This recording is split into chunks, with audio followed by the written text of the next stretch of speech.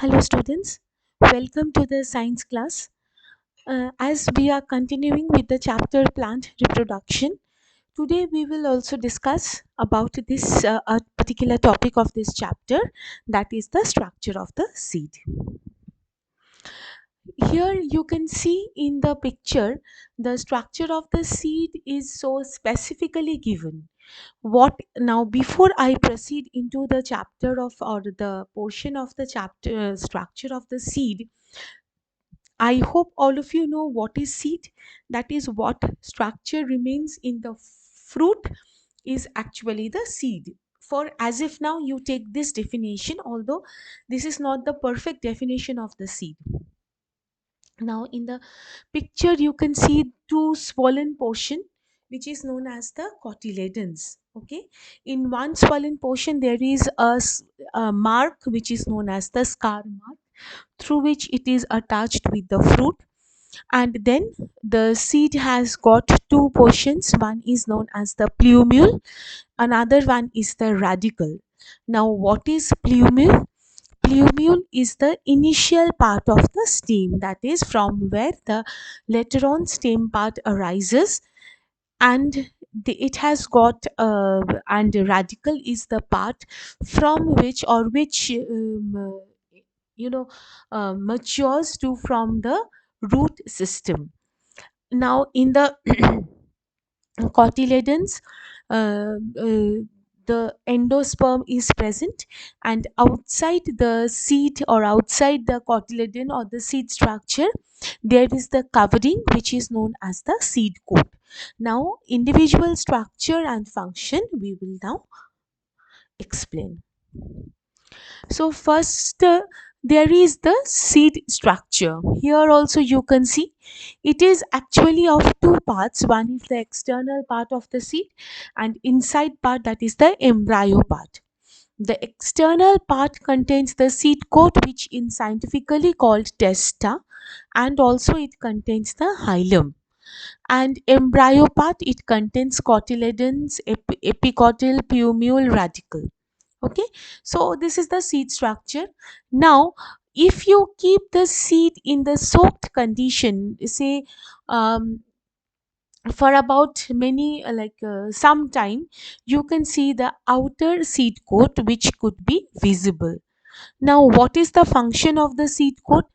The main function of the seed coat is the protection to the seeds against entry of germ, injury, and harsh weather condition. So it is actually, as we wear the coat, it actually protects us from the cold. So seed coat also gives the protection, or it protects the to against the entry of the germ, different types of injury, and harsh or very rough weather condition. On one side of the seed there is a scar mark, as I had told you before also. One side of the seed, if you want to see the diagram you can see it again. Both the cotyledons are present, but in one side we can see the structure of the hilum which is present, that is the scar mark. Now what is the function, why this structure is present? It is the point of attachment of the seed to the fruit. Now, on top of the hilum also, there is a small hole through which the water enters. You can see on the top of the hilum, there is a, especially this structure, there is a hole-like structure through which the water enters the seed, and ultimately seed swells up and we can see the structure prominently. So next one is the inside the seed coat, one or two fleshy leaf-like structure, or these are the cotyledons. Here in the diagram also you can see this is the cotyledon. So cotyledon is present inside the seed coat. If you remove the seed coat and if you break the seed, you can see two fleshy or one fleshy structure is present. This is known as the cotyledon. Now what is the function of the cotyledon? First one, the most importantly, it stores food for the baby plant or embryo for its early stages of growth. During the early stages of growth, the food which the cotyledons store, that food only given by the plant or given to the plant. And another structure, another function is important, that is cotyledons protects the embryo. Okay, here also you can see these are the plumule and the radical part, that is this tiny leaves or the plumule, it is the beginning of the stem and the beginning of the shoot system, and these are the radical which goes underground, which goes downward, and this structure is the initial structure of the roots. Okay, so, depending on the cotyledons, like how many cotyledons are present in the seed, the seeds are divided into two types. One is known as the monocot, another one is the dicot. Now, what do you mean by monocot? Mono means one, cot means cotyledon.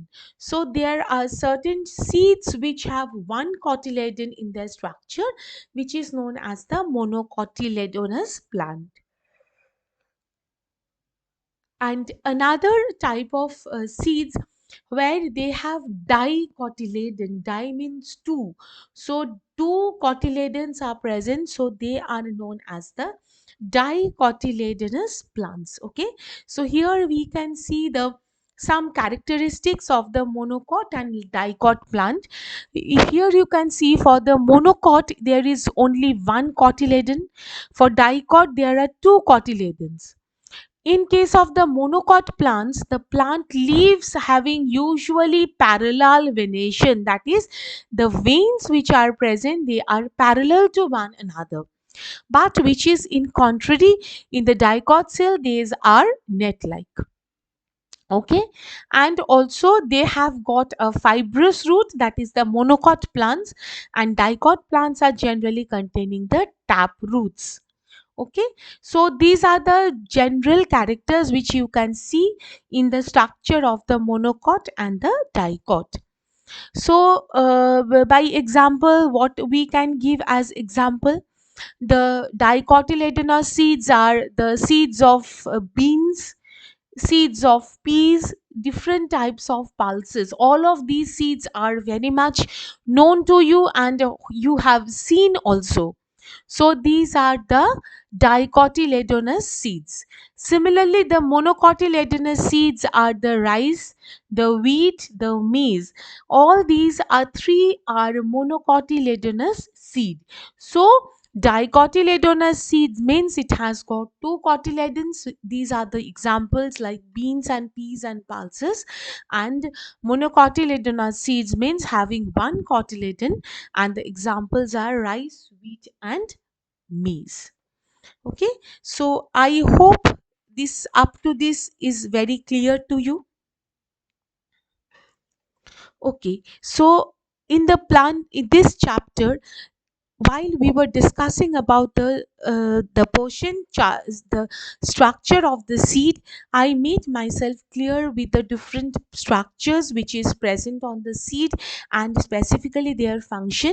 And also you had known about the cotyledonous and dicotyledons and monocotyledons plants, what are the types, what are the general characteristics, and few examples.